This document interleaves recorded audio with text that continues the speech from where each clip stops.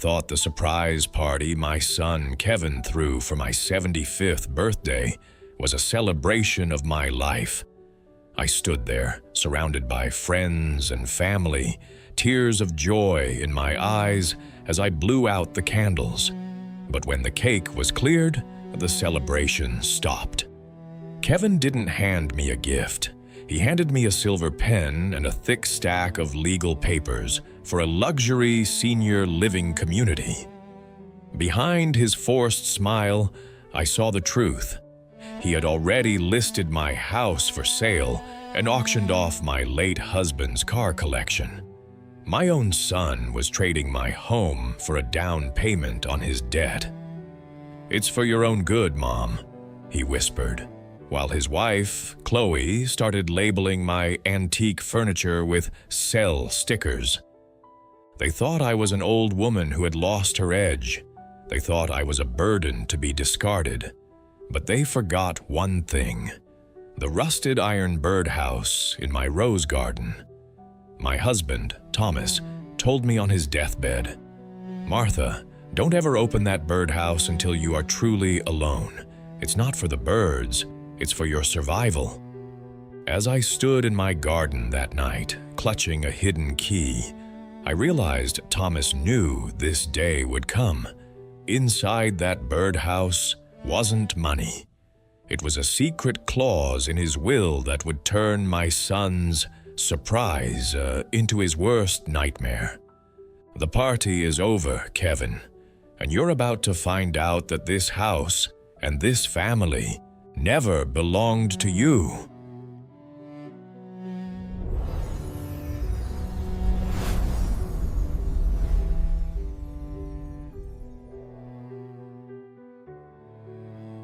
They say the hardest part of getting old isn't the gray hair or the aching joints, it's becoming invisible to the people you love most. As the "Happy Birthday" song ended, I looked at my son, Kevin. He was my only child, the boy I had protected with my life. But as he handed me that silver pen, his eyes weren't full of love. They were calculating. Cold.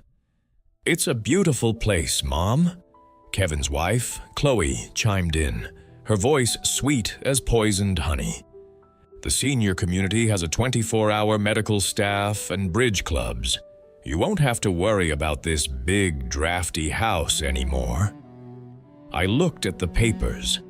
They weren't just for a retirement home. They were a total transfer of power. By signing, I was handing Kevin the deed to my home, my savings, and the legacy my husband, Thomas, had worked 40 years to build. "But I love my garden," I whispered, my voice trembling. "Your father's ashes are under the oak tree." Kevin sighed, an impatient, heavy sound. "Mom, be reasonable. The house is worth $2 million. I'm in debt and well, you're not getting any younger. We've already signed the listing agreement. The movers are coming on Monday." I felt a cold shiver run down my spine. My own son had sold my life out from under me before even asking. That night, after the guests left and the house grew silent, I walked out to the rose garden. The moon was high, casting long, skeletal shadows across the grass. I looked at the old, rusted iron birdhouse hanging from the heavy oak branch. I had ignored it for years, thinking it was just a sentimental relic. But as I stood there, homeless in my own backyard, I remembered Thomas's final words, whispered in the quiet of the hospital room. "Martha, when the wolves come for you, look inside the iron birdhouse." With shaking hands, I reached for the hidden latch under the rusted metal. It didn't lead to a nest. It led to a secret that would change everything. My fingers fumbled with the rusted latch. For 20 years, I had mowed the lawn and pruned the roses around this birdhouse. never knowing it was a silent sentry guarding my future. As the door creaked open, a small, heavy object wrapped in oilcloth fell into my palm. It wasn't a stack of bills. It was an old-fashioned skeleton key and a micro SD card tucked inside a waterproof case. I hurried back to the house, making sure the curtains were drawn. Kevin and Chloe were in the kitchen, clinking wine glasses, celebrating the $2 million commission they were about to pocket from my displacement. They didn't even notice me slip into the study. When the files loaded onto my laptop, my heart nearly stopped. There were photos of bank statements, but not from any bank I recognized. They were offshore accounts in the Cayman Islands. But the most shocking document was a video file dated just 1 month before Thomas passed away.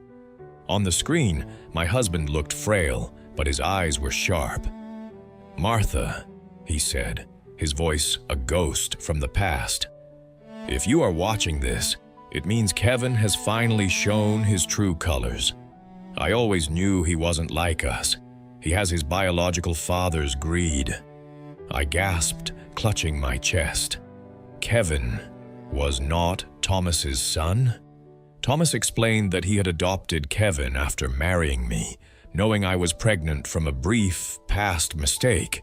He had loved Kevin as his own, but he had seen the darkness growing in him. The file also contained a letter of forfeiture. It stated that the house and the car collection were never actually in Thomas's name. They were held in a private trust that only the key in the birdhouse could unlock. If Kevin ever tried to force me out, the trust would automatically dissolve, leaving him with nothing, not even the inheritance he thought he was protecting. Suddenly, the door to the study swung open. Kevin stood there, his face red with anger, holding a half-empty bottle of bourbon. "What are you doing in here, Mom? I told you, this room needs to be cleared out by morning." Kevin slammed the bottle down on my desk, the smell of alcohol filling the small room. He looked at the laptop screen, but I had already slammed it shut, my hand resting firmly on the skeleton key. "I asked you a question, Mom," he barked, his face twisting into a sneer I had never seen before. "Why are you still hovering over these old files? You're leaving. Accept it." For 40 years, I had shrunk back from confrontation. I had played the role of the quiet, obedient wife and the doting mother.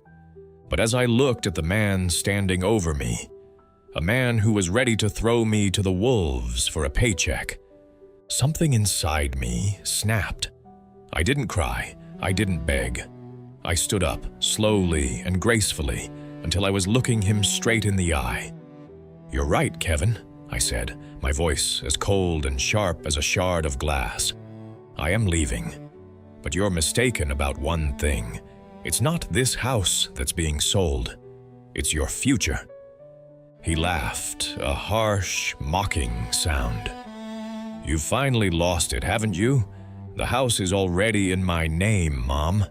I checked the public records months ago." "Did you check the trust, Kevin?" I asked, sliding the ancient skeleton key across the desk toward him. "The iron-clad trust your father created before he died, the one that triggers a full audit and an immediate transfer of all assets to a charity for homeless seniors the second you attempt to force me out of my primary residence?" The laughter died in his throat. He looked at the key, then back at me, his eyes flickering with a sudden, sharp fear. "What? What are you talking about?" he stammered. "And there's more," I continued, stepping closer until he had to back away.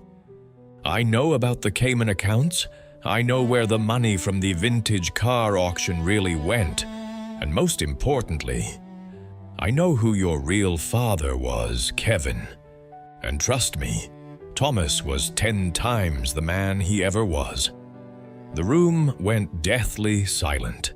At that moment, the front door opened and Chloe walked in, her face pale as she held her phone. "Kevin, the lawyer just called. There's a freeze on the sale. They're saying the deed is contested." I smiled. It was the first time I had felt truly alive in years. "The party is officially over, children. Now get out of my study. We have a lot to discuss about your new employment terms." Panic is a funny thing. It strips away the expensive suits and the fake smiles, revealing the cowards underneath. Kevin and Chloe spent the next 3 hours on the phone with lawyers, their faces growing paler with every minute. The luxury senior living they had planned for me was now the only place they could afford for themselves if I decided to press charges for financial fraud. "Mom, please," Kevin begged, his voice cracking. "We were just stressed.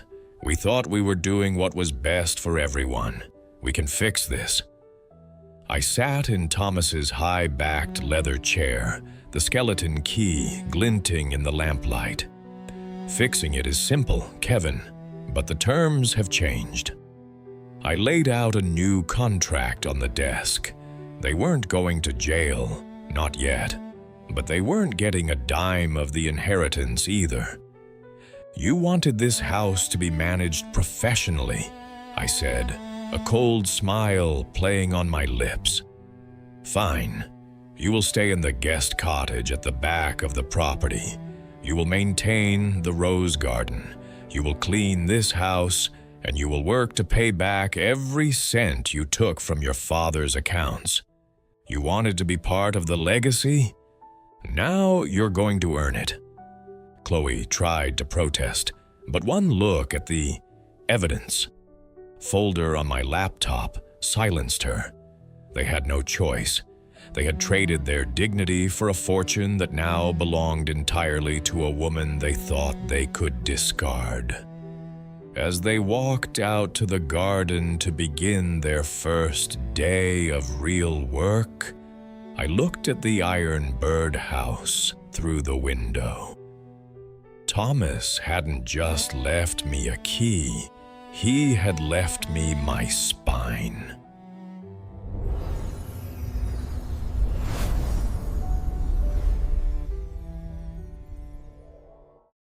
Society tells us that at 75, we should fade away. We should be quiet, stay in our corners, and let the younger generation take the reins. But my husband knew better. He knew that roses only bloom after a harsh winter, and that a mother's love is only as strong as her boundaries. Today, my garden is more beautiful than ever. Kevin is outside right now, weeding the flower beds under the hot sun, finally learning the value of the dirt he tried to sell. And I'm sitting on my porch, drinking tea, and realizing that the best part of my life didn't end at retirement. It began the moment I stopped being a victim and started being the queen of my own castle. Thank you for following Martha's journey. If you believe that children should respect their elders and that justice always finds its way home, give this video a like and subscribe to Reddit Family Stories. And tell me in the comments, what would you do if your family tried to pull a surprise like this on you?